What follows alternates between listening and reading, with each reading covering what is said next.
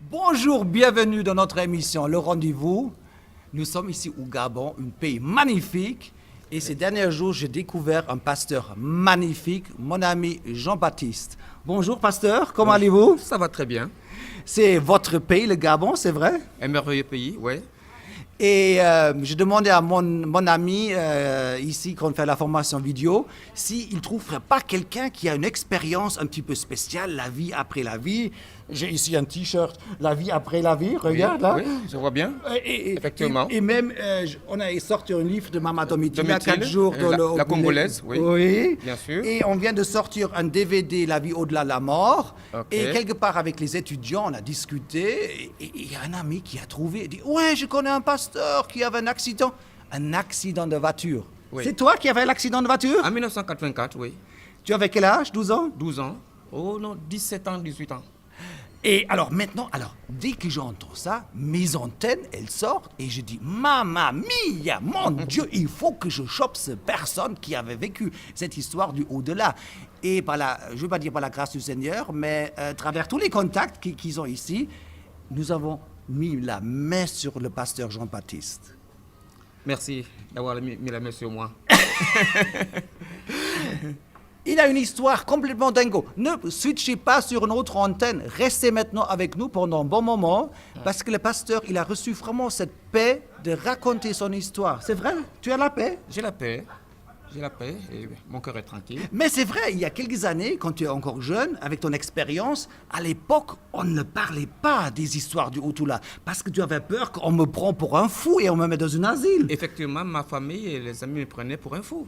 Oui, hein? Oui, bien sûr. À l'époque, c'était comme ça, hein? Oui, et puis après cet accident, après ma résurrection, mes parents disaient qu'il ne fallait jamais en parler parce que ça, c'est pas des choses qu'on parle. Mais ça se fait pas, hein? Faut pas dire ça aux gens.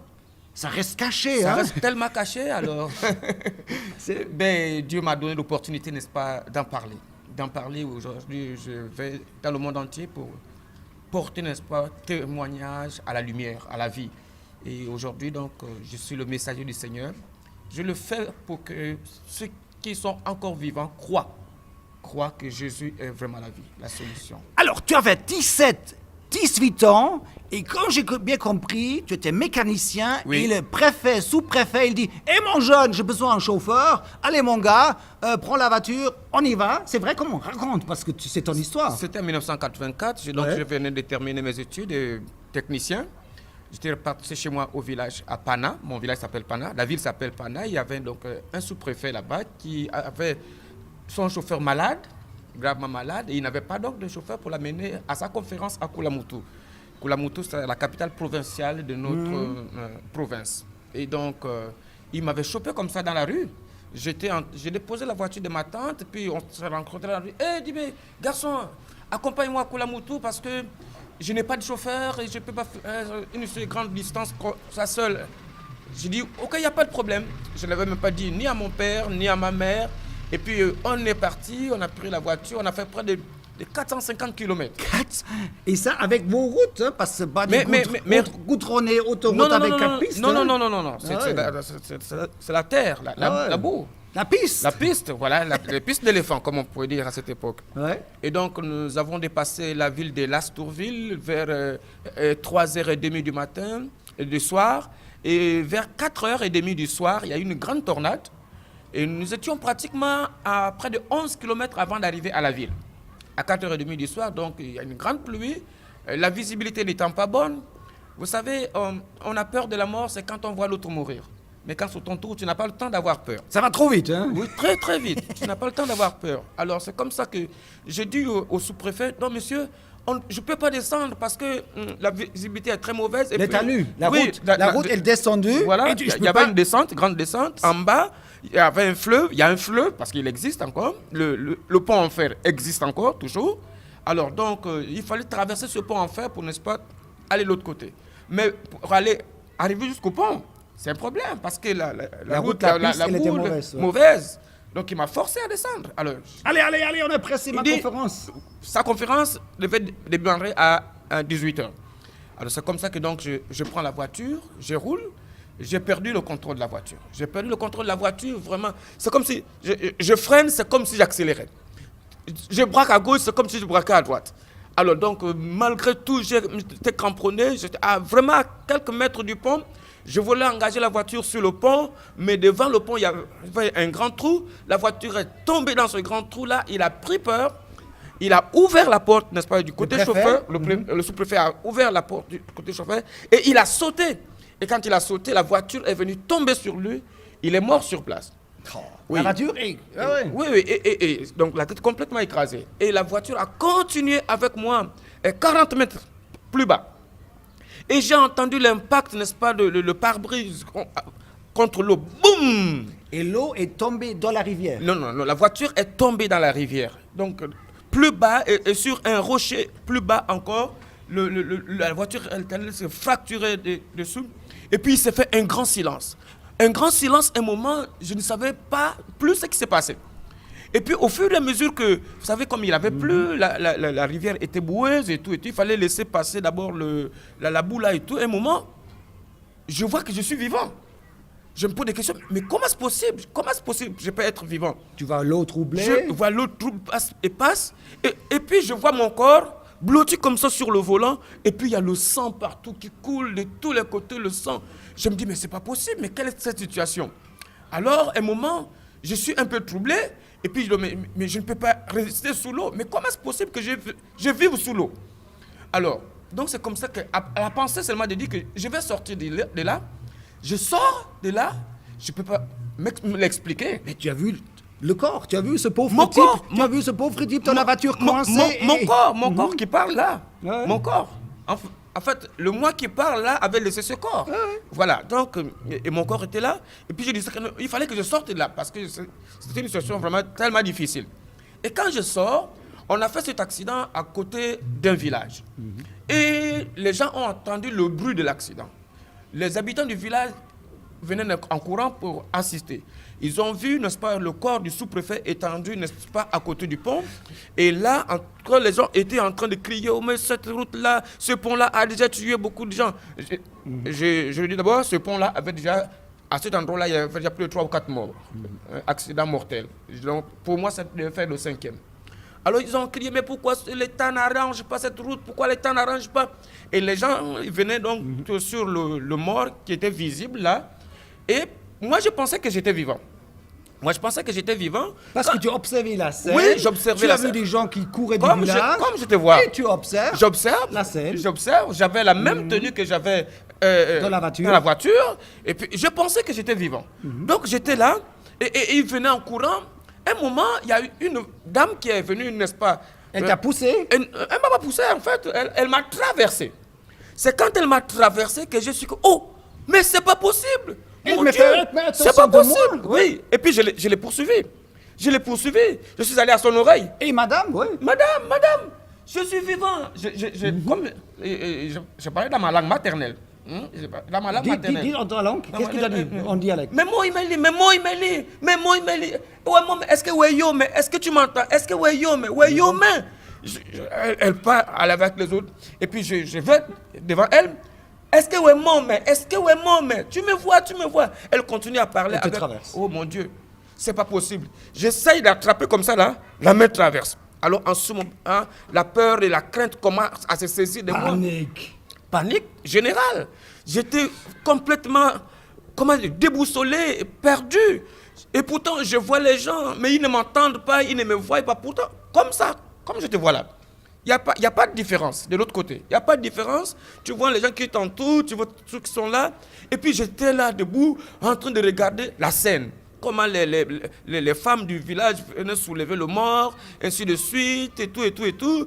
Les gens étaient en train de pleurer. Et moi, j'assistais à tout cela. Un moment, au moins 15 minutes plus tard, je vois le sous-préfet qui sort comme un peu de fourré comme ça et qui vient vers moi. Il me dit, Jean-Baptiste. Il vient du fond du décor, quelque part, oui, il apparaît. Oui. Vous savez, quand il y a, vous par un accident de circulation, par exemple, une voiture vous tamponne, si ton corps tombe, toi-même, tu es projeté hors de ton corps un peu plus loin. Donc, c'est comme ça qu'il est revenu donc, vers le corps. Il n'avait pas encore vu son corps par terre.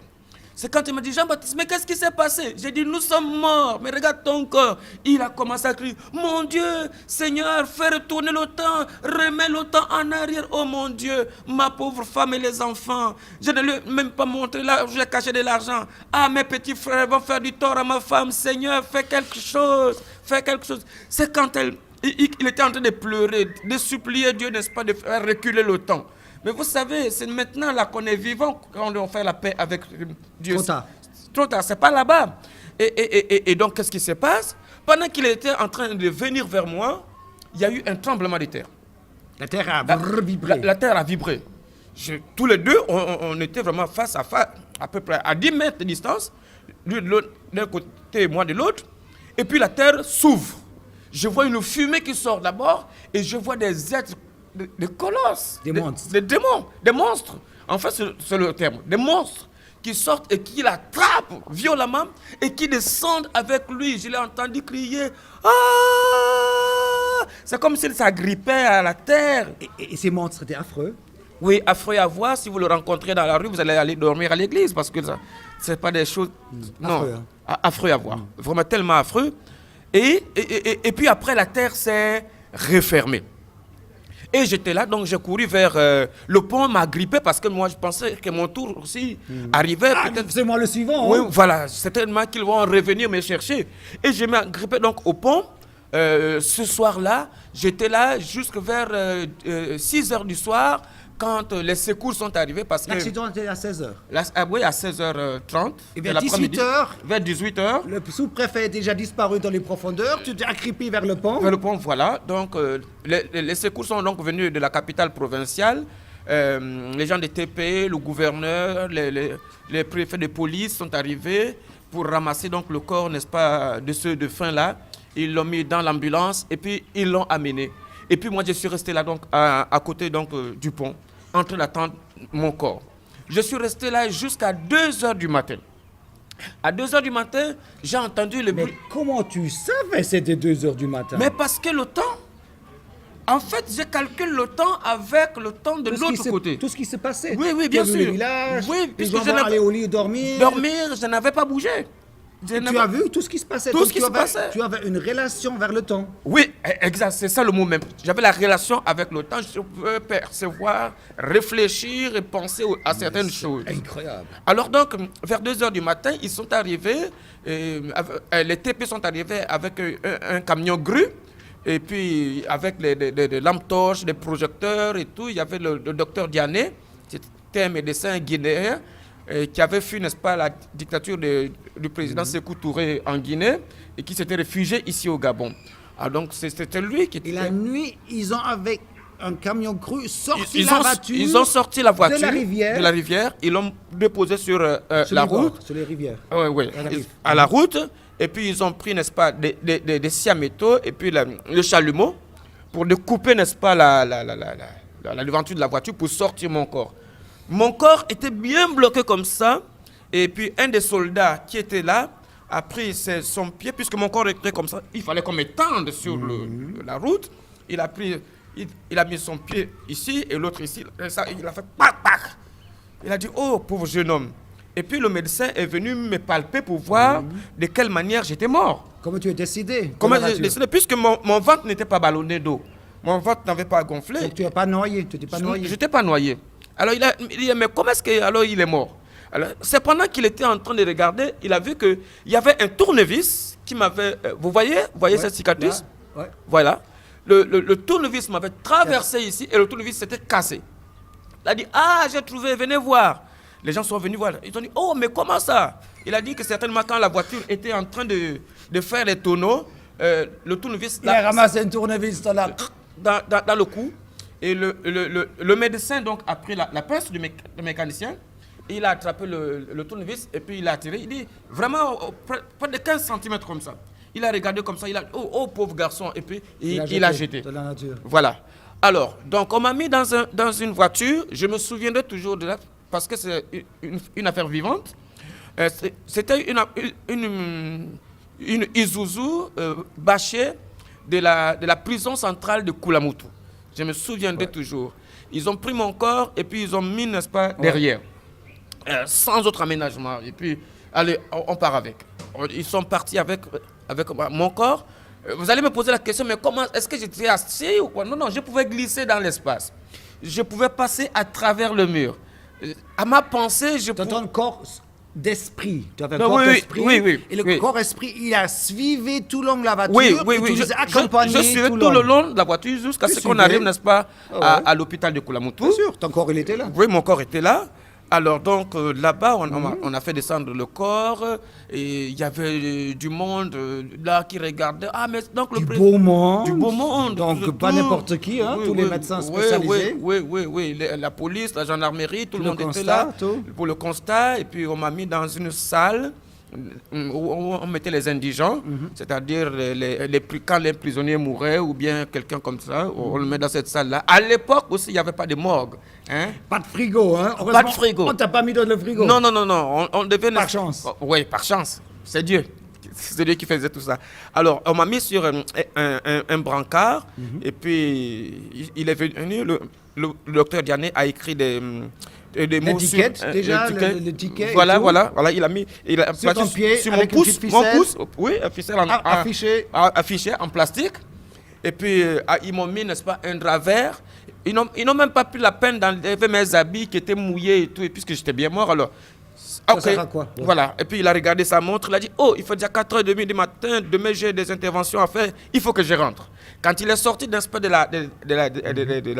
cette salle-là, moi aussi, je les ai suivis.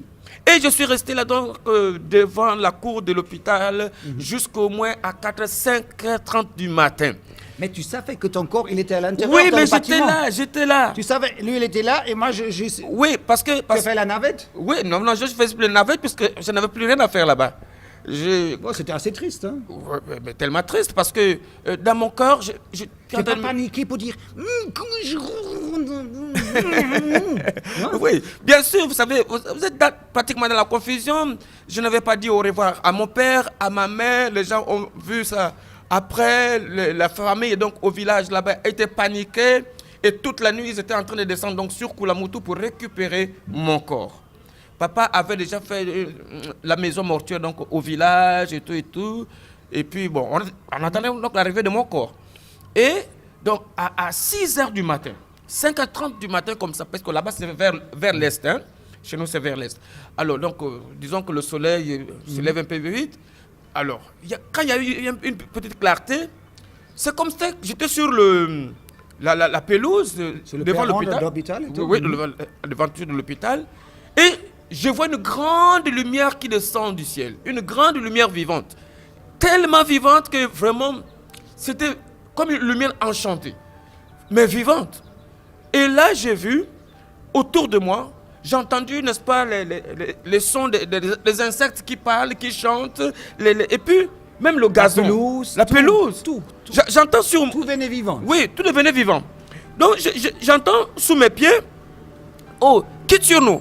Quitte sur nous. J'ai dit, mais qui me dit quitte sur nous? Il dit, mais c'est nous la pelouse. Quitte sur nous parce que nous aussi, nous voulons louer le Seigneur. J'ai dit, c'est incroyable. Mais comment l'herbe aussi peut louer le Seigneur? Et la lumière est descendue. Et la lumière est descendue. Et en ce moment-là, je me suis senti soulevé. Je suis monté. J'ai commencé à voir la ville rester en bas. Et au fur et à mesure que je montais, donc mon corps était en train de se transformer. Translucide, transparent. J'étais en train de me dire, oh, mais donc je peux aussi avoir un corps comme ça. Et quand je regarde bien à ma droite comme ça, je vois quelqu'un à mes côtés. Je dis, oh, mais tu es là depuis quand? C'était ton ange gardien, je suis sûr. Oui, mon ange. Oui, hein? Mon ange. Ouais. Je suis même très... Je sais qu'il est même là à côté de nous, là. Il entend parce que... oui. Bon, vas-y, va jusqu'au bout parce que là, voilà. C'est incroyable. Alors, donc, il me dit non, depuis ta naissance, on m'avait affecté pour être à tes côtés. On rentre maintenant à la maison. Attends, tu vas voir tout à l'heure. On est monté plus haut, jusqu'à ce que la terre, on n'a vu plus que les ténèbres, et on est monté très haut, à une vitesse extraordinaire. Mais puis, beaucoup plus loin que la terre. Oui, on a dépassé. On a dépassé tout ce qu'on peut penser de physique, l'espace de physique. mais c'est des années-lumière, on peut dire. Au bout de l'univers. Au bout de l'univers, au confin même du septentrion. D'accord. Ok. C'est Voilà. ton impression. Oui, c'est mon important. impression. C'est Oui. important. Ouais. Et puis, il s'est fait comme une grande explosion devant mes yeux. On est arrivé devant un monde, un pays, une grande ville où il y a des immeubles, il y a des maisons, vraiment des choses extraordinaires. Les maisons en pierre de cristal, transparentes, le sol pavé d'or, il y avait des fleurs par-ci, par-là, tout parle. Yes. Quand tu as envie, n'est-ce pas, de sentir l'odeur d'une fleur, il t'envoie, n'est-ce pas, son parfum. J'étais Tout est vivant. Tout est Il n'y a vivant. rien qui est juste physique. De tous les matière, comme côtés, ça. je voyais les gens louer le Seigneur. Oh, Jean-Baptiste, tu es arrivé, tu es arrivé. On t'attendait. J'ai dit, mais oh, on m'attendait. Oui, on t'attendait parce qu'on nous a dit que tu devais arriver. Mais quand tu vas repartir, j'ai dit, repartir où? Je vais repartir. Non. Pas, on t'attend là-bas. Et puis, mon ange me disait, allons-y, on t'attend là-bas. Alors, pendant qu'on était en train de marcher, sur la voie pavée d'or, de part et d'autre, c'est la joie. Les gens chantent, les gens louaient, ils chantaient. Là-bas, il n'y a pas le soleil. C'est la lumière clair. en général qui Oui, est la lumière. c'est une lumière vivante. Ouais. Il n'y a pas d'astre qui éclaire certaine comme... chaleur en Ouais. plus. Non, il n'y a pas de chaleur. Non, je dis cette lumière n'est pas froide. Elle n'est pas froide, voilà. Voilà. C'est une lumière, tu es vraiment à l'aise. Oui, à l'aise. Et puis, donc, je marchais, et puis j'ai regardé au loin, comme à l'horizon. Je vis comme quelque chose, comme un soleil qui s'est levé. Vous voyez quand le soleil est... Le matin, l'aurore, l'aurore, même voilà, sous la mer, avec des éclat. rayons, voilà, l'éclat. Et il me dit, regarde, c'est ton Seigneur, regarde, c'est ton Dieu. J'ai dit, mon Dieu, mon Seigneur. Il me dit, oui, on va à sa rencontre. Et puis comme ça, il arrive sur un cheval. Et il vient vers moi. Tout le monde acclamait, les gens proclamaient des paroles. C'est lui qui a donné la vie pour son peuple, il a donné son sang pour son peuple. Il est le vivant, il est le rejeton de David. Je n'avais jamais lu ça, la Bible, puisque je n'avais jamais lu la Bible. J'ai entendu. Je me suis dit, mon Dieu, mais quelle fête! Il dit, non, ici c'est comme ça. Et puis quand il arrive vers moi, à 2 mètres de moi, il s'arrête. Il avait les cheveux jaunes. Hein? C'est ce que je peux dire. Hein? Ah ouais. Tu as vu? Oui. Ok. Les cheveux jaunes jusqu'ici. Enfin, si vous rencontrez Jésus quelque part, vous allez savoir que c'est Jésus. Peut-être doré. Doré, voilà, c'est le mot. Doré, avec des yeux étincelants. Vraiment d'amour. Il m'a regardé et il a souri. Il m'a dit, Jean-Baptiste, tu es arrivé? J'ai dit, oui, Seigneur. Il m'a dit, mais j'ai tout permis. J'ai tout permis pour que tu repartes parler aux humains. Que je reviens bientôt. Je suis vivant, je reviens bientôt. Je suis l'auteur de la vie. Tu comprends? Il t'a dit ça? Oui, Il t'a regardé? dans les yeux.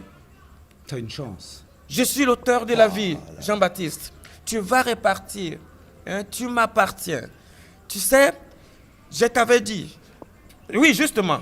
Quand j'étais petit, à l'âge de 8 ans, Parce que tu m'as dit, j'étais non-croyant. J'ai rien Oui. fait avec la foi. Oui. Je comprends pas. oui, bien sûr. Pourquoi tu es pas allé en enfer comme l'autre? Non, mais parce que quand j'avais 8 ans, en 1968, 69, quelque chose comme ça, Oui. mon père était boulanger. Et puis, nous étions dans une salle, notre village n'avait pas de courant et tout. Et moi, j'étais dans une chambre. Il était boulanger, il fabriquait le pain, il fallait sortir pour aller au four. Et mes frères, souvent, quand ils sortaient, ils me bloquaient la porte pour que je n'aille pas aussi prendre le pain.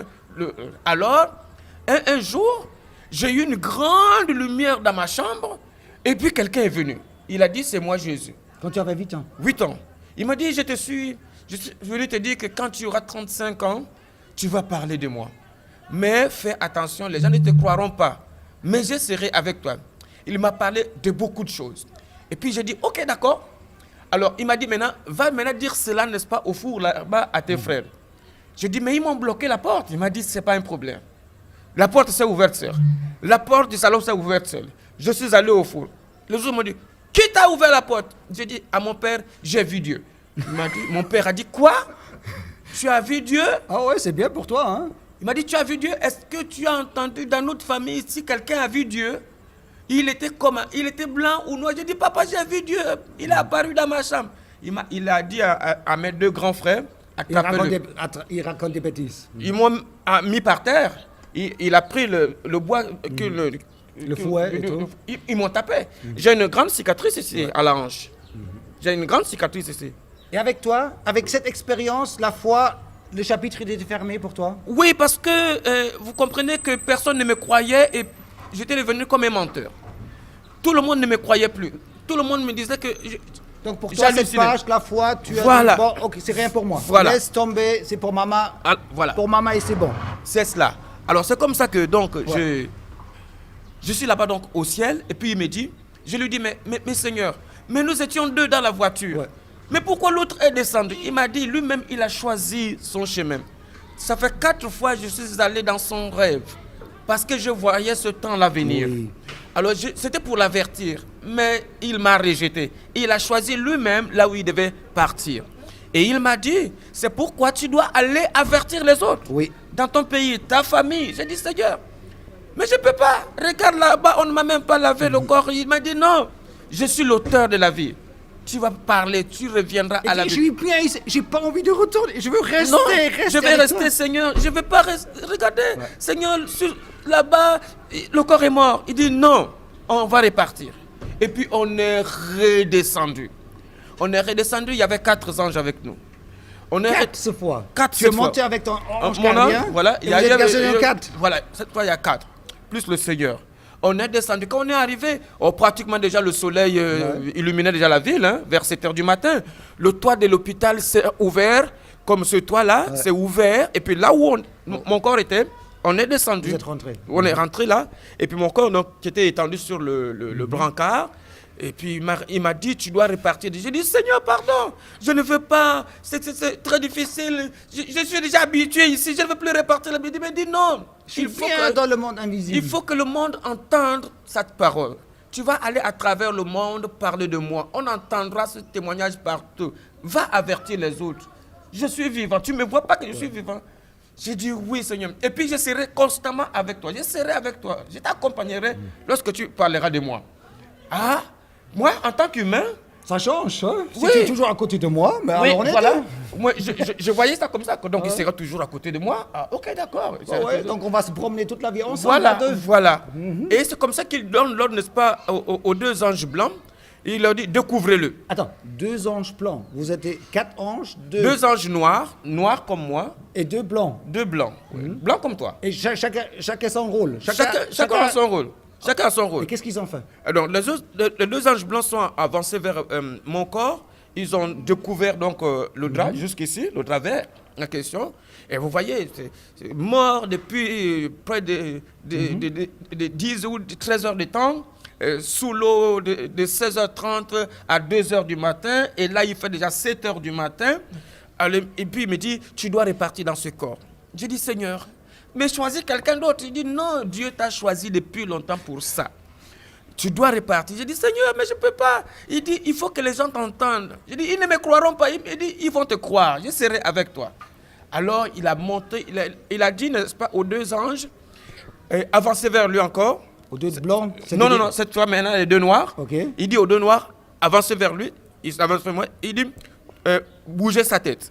Pendant qu'ils avançaient vers moi, ils ont revêtu le corps humain. Vraiment instantanément. Ils ont revêtu le corps humain pour bouger un corps humain. Et les anges, ils sont habitants du humain ou ils sont restés anges? Non. Humain sans non. Bon, généralement, quand on voit les anges avec des ailes, ça dépend de quelle apparition, hein, de quelle mission. Hein. Mais là, ils étaient vraiment comme nous, Ok. comme des mortels. Très simple. Alors, donc, ils sont venus, ils ont bougé ma tête là. Et puis, il m'a dit, maintenant, tu dois rentrer. Jean-Baptiste, rentre, va raconter. Je serai avec toi. Rentre dans l'enveloppe. Rentre dans le corps. Rentre dans ton corps. Dans ton corps. Et puis, il pointe le doigt sur mon corps comme ça. Il dit, je suis la résurrection et la vie. Je tremble, je résiste, le corps... Enfin, là où je suis à côté de lui, mon corps tremble. Et puis, il me regarde avec amour. Il me dit, non, Jean-Baptiste, tu dois rentrer là-dedans. Tu es mon témoin. Va raconter ça aux gens. Tes parents seront contents. Tout le monde va être content de toi. J'ai dit, non, Seigneur, je ne veux pas rentrer. Il dit, rentre là-dedans. Et puis, il a pris autorité, avec une voix grave. il a dit, je suis la résurrection et la vie. Et c'est comme ça que j'ai vu ma bouche s'ouvrir, ma bouche s'est ouverte au son de la voix de Jésus. Et commençant par les pieds, je suis rentré dans mon corps qui vous parle là, et puis j'ai entendu boum. Et puis j'ai senti les crampes, le froid. Ils ont rattaché ton âme à ton corps. À mon corps. Tac dedans, fermé de nouveau, Fermé, un petit voilà. crochet, et tu vous êtes de C'est nouveau c'est comme si vous portez, n'est-ce pas, un vêtement. Ouais. Un vêtement, un manteau, voilà, c'est ça le mot. Comme si vous portez un manteau. Ils ont le crochet de nouveau. Voilà, et puis voilà. Et puis comme ça, donc j'étais là, je sentais le froid, les crampes dans tout le corps. Et bon, à l'endroit où on m'avait mis le corps, les persiennes étaient en verre. L'infirmière était en train de passer. Et quand elle passait, elle a jeté un coup d'œil aux morts pour regarder aux morts de la veille. Et elle voit que mon genou droit là est en train de bouger. Elle a poussé un cri. En Afrique, quand on voit un mort revenir à la vie, c'est vraiment... Partout, hein, c'est humain. Hein. Au Japon ou aux States, c'est humain. C'est Hein. vraiment un drame. Ah ouais. Elle a poussé un cri et puis elle s'est évanouie. Donc comme elle avait un glucosé en verre, donc le glucosé s'est cassé et ça a attiré l'attention des autres infirmières qui ont couru pour dire, ils l'ont ranimé. Puis mais qu'est-ce qui s'est passé? Regardez, regardez, j'ai vu le pied d'un des morts bouger. Ça c'est maintenant le témoignage que les gens m'ont fait. Ouais. Vous voyez? Ah, c'est maintenant le témoignage. Parce que tu étais plus dans ton corps voilà, spirituel, voilà, tu étais déjà inclus et tu ne pouvais plus mortel, observer ton corps. Exact. Donc je ne pouvais plus, n'est-ce pas, voir à la fois à l'intérieur et à l'extérieur. C'était fini. Voilà. Donc c'est comme ça que ils sont venus et puis ils ont poussé la porte. Ils ont vu que réellement mon genou était en train de bouger. Ils ont poussé des cris. Ils ont appelé le médecin. Le médecin a dit non, c'est faux. Je connais ma matière. Je connais ma matière. Je connais mon métier. J'ai fait 8 ans d'études de médecine en Roumanie. Ouais.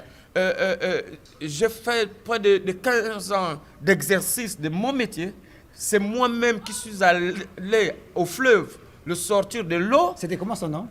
Le docteur Diané. Docteur Diané était ici comme réfugié. Voilà. Donc il a dit ça et puis il a dit c'est pas possible. Ne me dérangez pas, j'ai encore sommeil. Ils m'ont dit non. Ils l'ont dit non, pas, docteur viens. Le petit est revenu à la vie. Le petit, oui, 18 ans, hein, 17-18 ans. Voilà, il est revenu à la vie. C'est gamin. Oui, donc c'est comme ça qu'il est arrivé en pyjama. Il dit, bon, quand même, je vais venir voir, c'est quand même une histoire. Et quand il est arrivé, il a vu comme on l'avait dit, il a dit, ah ben ça alors, ah ça, il n'y a que Dieu qui peut faire ça. Il a dit, il n'y a que Dieu qui peut faire ça. Ça, c'est un miracle. Magnifique. C'est comme ça qu'il m'a pris. Donc, ils m'ont pris, ils m'ont amené donc, au bloc pour, vous voyez, sortir, réparer, fermer la respiration et tout. Fermer là, mettre des agrafes partout ici. Et tout. Et c'est à ce moment-là que mes parents, n'est-ce pas, étaient arrivés, n'est-ce pas, du village pour chercher ton corps. Ouais. Voilà. Quand ils arrivent, ils apprennent la bonne nouvelle. Et c'est comme c'est que les infirmières m'expliquent, c'est quoi? C'est que quand ils disent qu'il y a un des morts qui est revenu à la vie, donc les deux familles courent vers les portes. Rappelle-nous le village où se trouve l'hôpital, comme ça on peut resituer. À Koulamoutou, Voilà. okay. Donc dans le Gololo. Ah ouais. C'est la capitale provinciale de la province. Donc voilà. c'était pas dans un village Non. C'était pas une cachette, hein. C'est officiel. La ville est là, l'hôpital est là, mes parents sont vivants.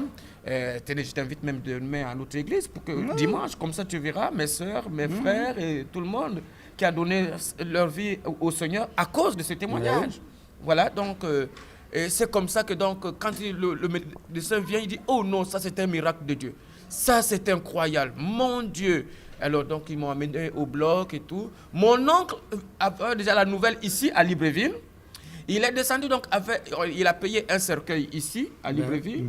Arrivé à l'aéroport de Koulamoutou, à la descente, il voit les parents là. On t'annonce une bonne nouvelle. Il dit quelle bonne nouvelle? Il dit mais non, Jean-Baptiste est revenu. Il dit mais qu'est-ce que je vais faire de ce cercueil?